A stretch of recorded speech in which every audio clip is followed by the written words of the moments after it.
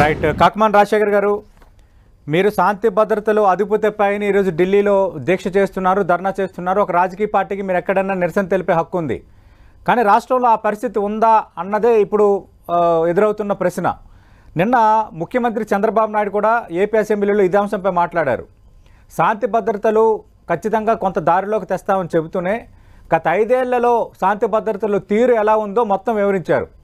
అంతకు మించి who killed బాబాయ్, ఖచ్చితంగా వివేక హత్య కేసుకు సంబంధించి హూ కిల్డ్ బాబాయ్ అనే దానికి సమాధానం త్వరలోనే తేల్చబోతున్నామని అన్నారు. దీనిపై మీ కామెంట్ ఏంటి? ఆల్రెడీ విన్నారు ఆయన comments. Good morning sir. Good morning అండి. పెద్దలో చెంగల్రాయల్ గారు కూడా ముందుగా నమస్కారాలు. చంద్రబాబు నాయుడు గారు అసెంబ్లీలో మాట్లాడుతున్నటువంటి తీరు చూస్తే దెయ్యాలు వేదాలు వల్లించినట్లుగా ఉంది. ఇప్పుడు జరుగుతున్నటువంటి తంతేంటి? కనీసం 1-2 నెలలు తిరగకముందే 36 హత్యలు వైఎస్ఆర్సీపీ కాంగ్రెస్ కార్యకర్తలని నాయకుల మీద చేయడం జరిగింది. అనేక మంది మీద హత్యా ప్రయత్నం చేయడం జరిగింది. దాదాపు 300 మంది మీద అనేక మంది వైఎస్ఆర్ కాంగ్రెస్ పార్టీ నాయకులు కార్యకర్తలు ఇళ్ళు ధ్వంసం చేయడం జరిగింది. పార్టీ కార్యాలయాలు ధ్వంసం చేయడం జరిగింది. పార్టీ కార్యకర్తల నాయకుల ఆస్తులు ధ్వంసం చేయడం జరిగింది. మరి ఈ రాష్ట్రంలో చివరికి మహిళల మీద అత్యాచారాలు, హత్యలు అనేటువంటిది పరంపర కొనసాగుతూనే ఉంది. ఈ రోజుకి కూడా ప్రతిరోజు ఏదో ఒక చోట రాష్ట్రంలో ఈ కార్యక్రమాలు జరుగుతూనే ఉన్నాయి. అలా ఉంటే చివరికి ముక్కుపచ్చలారని పసి బిడ్డలు, ఆడపిల్లల మీద కూడా మానభంగాలు చేయటం, హత్యలు చేయడం అనేటువంటిది జరుగుతూ ఉంది. ముచ్చుమర లాంటి గ్రామంలో ఇప్పటికీ ఆ బాలిక ఎక్కడ ఉందో కూడా తెలియని పరిస్థితి, శవం కూడా అందనటువంటి పరిస్థితుల్లో ఈరోజు ఉంది. దళిత మహిళల్ని వివస్త్రల్ని చేసి రోడ్డు మీద కొట్టినటువంటి పరిస్థితులు వీళ్ళు చేశారు. తిరిగి అదే ఒక దళిత మహిళను ట్రాక్టర్తో తొక్కిచ్చి చంపినటువంటి పరిస్థితులు ఉన్నాయి. ఒక సంఘటన గతంలో విశాఖపట్నం జరిగితే మరొక సంఘటన మరి అంటే కాకమాన్ రాజశేఖర్ గారు, మీరు లెక్కలు తప్పులు చెప్తున్నారు అంటున్నారు. 36 మంది హత్యలు అయ్యాయి, కానీ ఆ 36 మంది పేర్లు ఎక్కడ? కావాలనే చిన్నదాన్ని పెద్ద చేసి ఆంధ్రప్రదేశ్ ఏదో జరిగిపోతుందని అనవసర రాద్ధాంతం చేస్తున్నారు. శాంతి భద్రతలు అదుపు తప్పింది మీ హయాంలో అంటూ మీ హయాంలో జరిగిన సంఘటనలో కూడా ముఖ్యమంత్రి అసెంబ్లీ సాక్షిగా ఉదహరించారు. సార్, ఇప్పుడు మా హయాంలో జరిగినా జరగలేదా అనేటువంటి దాని మీద మా హయాంలో ఎక్కడ ఏ చిన్న సంఘటనలు జరిగినా వాటి మీద విచారణ చేయడం, అందులో ఎవరున్నా సరే వాళ్ళని అరెస్ట్ చేయడం, కేసులు పెట్టడం, కోర్టు పెట్టడం అనే కార్యక్రమం జరిగింది. కానీ ఈ రోజు జరుగుతున్నటువంటి తంతు ఏంటండి? కనీసం కేసులు ఉండవు, అరెస్టులు ఉండవు. ఏకపక్షంగా నడి రోడ్డు మీద మర్డర్లు, మానభంగాలు చేస్తా ఉంటే అసెంబ్లీలో ఆ విధమైనటువంటి ప్రకటన ఏ విధంగా చేస్తారండి? ఆయన చేసేటువంటి ప్రకటన చూస్తే ఆశ్చర్యం వేస్తుంది, వింతగా ఉంది, విచిత్రంగా ఉంది, అసహ్యం వేస్తా ఉంది. అసెంబ్లీలో జరిగినటువంటి తీరు, వాళ్ళు మాట్లాడినటువంటి మాటలు గమనిస్తా ఉంటే. కాబట్టి నేను ఒకటి కోరుకుంటే, దానికి సంబంధించి ఈ రోజు ఢిల్లీలో మేము ధర్నా కార్యక్రమం అనేటువంటి దాన్ని కూడా మేము నిర్వహించడానికి కారణం ఇదే. కేవలం లా అండ్ ఆర్డర్ అనేది అదుపు తప్పింది. కేవలం ఒక రబ్బర్ స్టాంపు లాగా హోమ్ మినిస్టర్ ఆంధ్రప్రదేశ్ లో పనిచేస్తున్నటువంటి పరిస్థితులు స్పష్టంగా కనపడుతున్నాయి. మహిళల మీద, బాలికల మీద కూడా మానభంగాలు జరిగితే కనీసం పరామర్శించకుండా, కనీసం దాని మీద పెదవెప్పకుండా ఈ రోజు హోమ్ మినిస్టర్ గారు ఉన్నా, లేదా డిప్యూటీ సీఎం పవన్ కళ్యాణ్ గారు కూడా ఈ రోజు మాట్లాడినటువంటి దుస్థితిలో ఉన్నారంటే అర్థం చేసుకోవచ్చు ఏ విధంగా. కాకమాన్ రాజశేఖర్ గారు, అసెంబ్లీ సమావేశాలు జరుగుతున్నాయి. అసెంబ్లీ సమావేశాల్లో లా అండ్ ఆర్డర్పై ఈ మధ్యకాలంలో ప్రభుత్వం ఏదైతే శ్వేతపత్రం విడుదల చేసిందో దానిపై చర్చిస్తామని హోంమంత్రి అనిత ప్రకటించారు. నిన్న దానిపైన కొంత చర్చ కూడా జరిగింది. ఇలాంటి అవకాశాన్ని వైఎస్ఆర్ కాంగ్రెస్ పార్టీ వినియోగించుకోకుండా ఢిల్లీ వెళ్ళి రాజకీయం చేయడం ఏంటి? ఇది టీడీపీ అడుగుతున్న ప్రశ్న. నేను అడుగుతుంది కూడా, అసెంబ్లీ సెషన్స్కు ఎందుకు హాజరు కావటం లేదు?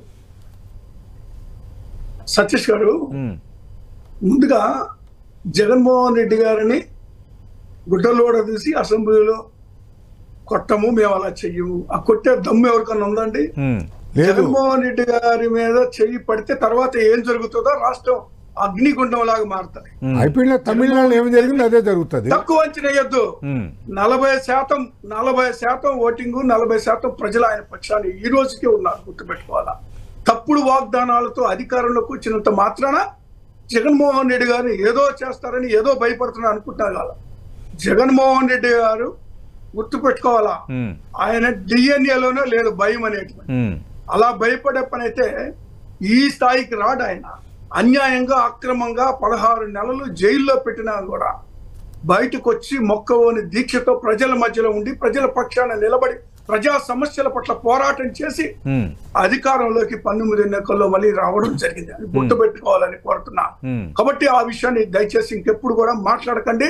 అసెంబ్లీ సమావేశాలు జరుగుతున్నప్పుడు అక్కడ దీక్ష చేయడానికి సమర్థించుకుంటారా? అసెంబ్లీ సమావేశాల్లో దీనిపైన చర్చించడానికి ప్రభుత్వం సిద్ధమైనప్పుడు మీరెందుకు ఆ చర్చలో పాల్గొని మీ యొక్క వాణిని వినిపించటమో లేదంటే జరిగిన సంఘటనలను అసెంబ్లీ సాక్షిగా ప్రజలు తెలియచేయటమో ఇది మంచి అవకాశం కాదా? అసెంబ్లీకి పంగనామాలు పెట్టి ఢిల్లీలో మీరు చేసే పని మంచిదా? ఓకే, మొదటి ప్రశ్న. ఒక్క నిమిషం, నేను వారిని చంగలరాడు గారిని కొద్దిగా ఆగమనండి. ఆగారండి, మాట్లాడండి. Please let me complete. Please మాట్లాడండి. ప్లీజ్. ఇప్పుడు ఒకటి మాట నేను సూటిగా నేను ప్రశ్నించదలుచుకున్నాను.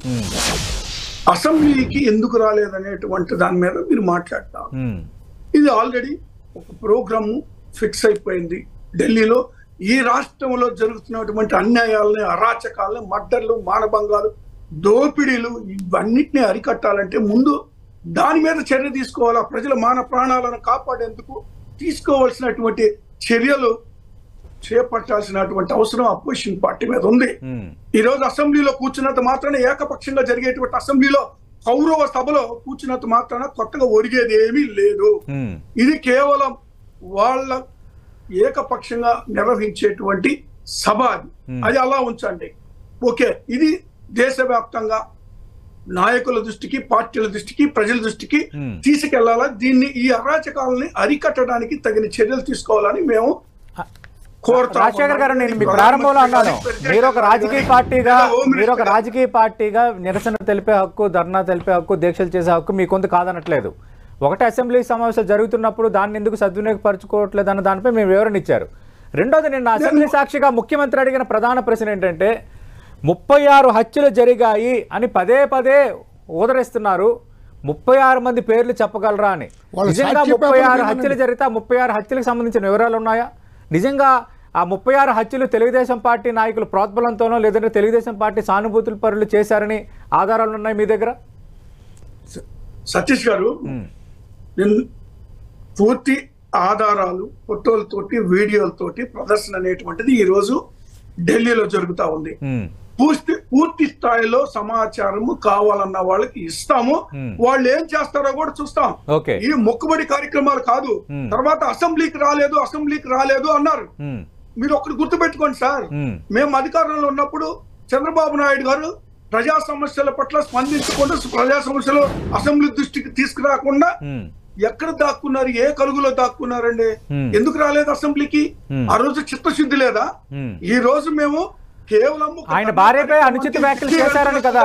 రాకపోతే ఆయన కొన్ని నెలల పాటు ఆయన భార్య భువనేశ్వరిపై అనుచిత వ్యాఖ్యలు చేశారని ఆయన మీడియా సమావేశంలో ఎమోషన్ కూడా అయ్యారు. ఆ సందర్భంలో నేను ఇక్కడ నుంచి అసెంబ్లీకి రాను, మళ్ళీ గెలిచి అడుగు పెడతానని ఆ రోజు ఆయన ఒక ప్రకటన చేశారు కదా. అవునండి, అంటే గెలిస్తేనే అసెంబ్లీలో కూర్చుంటారా? మరి అప్పుడు కూడా మీరు ఇదే కామెంట్ చేశారు. ఇప్పుడు తెలుగుదేశం పార్టీ ఏదైతే చేస్తుందో అసెంబ్లీ సమావేశాలకు రాకుండా ముఖం తిప్పేస్తున్నారు, ప్రజాస్వామ్య అసెంబ్లీ అనేది ఒక వేదిక అని మీరు ఇదే కామెంట్ చేశారు. మళ్ళీ మీరు అసెంబ్లీ సమావేశాలకి రాకపోవడం అనేది ఎట్లా సమర్థించుకుంటారు? సార్ ఒక్క మాట వినండి సార్. ఇప్పుడు మొన్న జరిగినటువంటి దానికి గవర్నర్ ప్రస్తుతానికి వచ్చారు. ఈ రోజు కార్యక్రమం జరుగుతుంది. ఇది అయిపోయిన తర్వాత మళ్ళీ అసెంబ్లీలో చూస్తారు కదా. ఒక్కసారి జగన్మోహన్ రెడ్డి గారు అసెంబ్లీలో కూర్చుంటే వీళ్ళు తట్టుకోలేరండి. వీళ్ళు వేసేటువంటి ప్రశ్నలకి ఉక్కిరి బిక్కిరి అవుతారు అసెంబ్లీలో. ఇప్పుడు ఏదో మాట్లాడుతున్నారు. ఒక్క నిమిషం సార్. రాజశేఖర్ గారు మాట్లాడండి.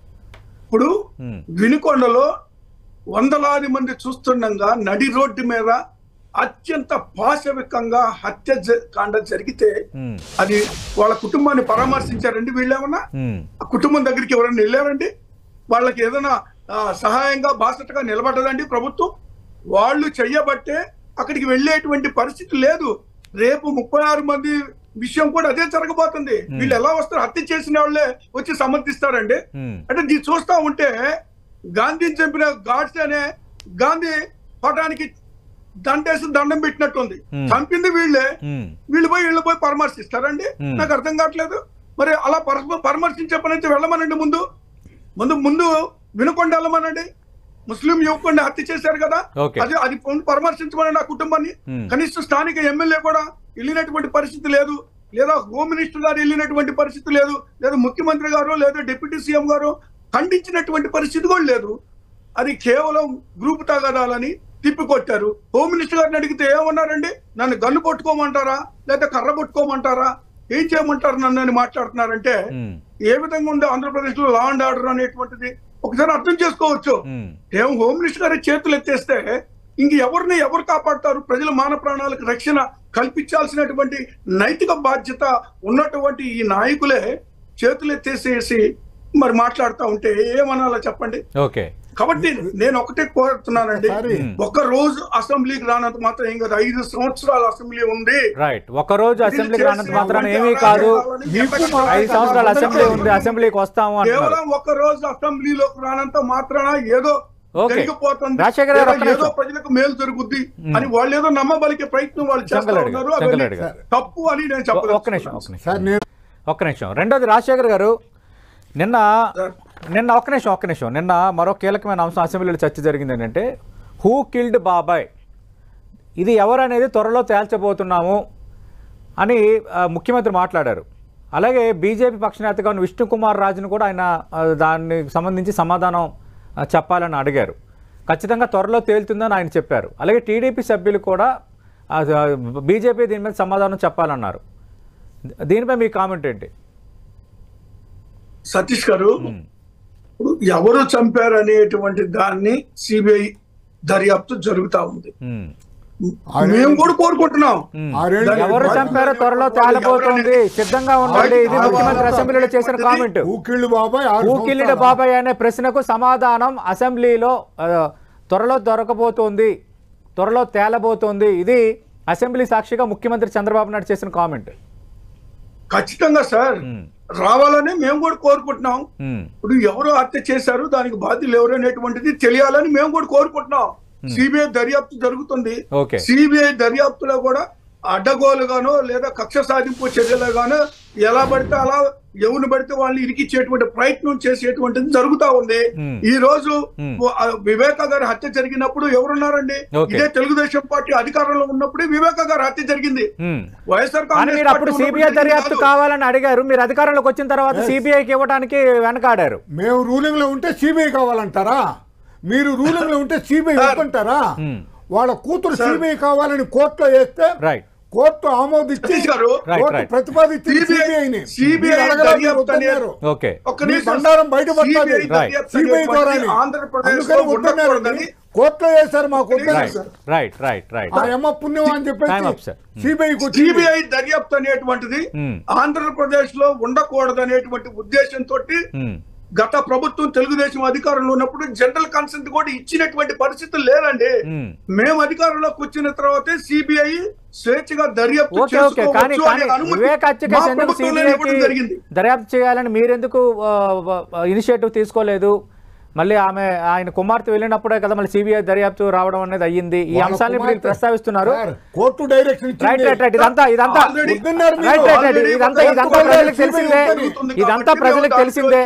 ప్రజలకు తెలిసిందే. హూ కిల్డ్ బాబాయ్ అన్న దానికి సమాధానం దొరకబోతుందని ముఖ్యమంత్రి చేసిన వ్యాఖ్య చాలా కీలకమైన వ్యాఖ్య. చూద్దాం దాని రిప్రికేషన్స్ ఎలా ఉండబోతున్నాయి. నిజంగా దర్యాప్తు వేగవంతం అయిందా? వివేక్ హత్యకి సంబంధించి ఎవరు తెర వెనుక ఉన్నారో లేదా ఎవరు చేయించారన్న దానిపైన త్వరలోనే బయటపడబోతుందా? ఎందుకు నిన్న అసెంబ్లీలో ముఖ్యమంత్రి కామెంట్ చేశారన్నది కూడా చాలా అండర్లైన్డ్గా చూడాల్సిందే పొలిటికల్గా. థ్యాంక్ యూ కాకమాన్ రాజశేఖర్ గారు. Thank you.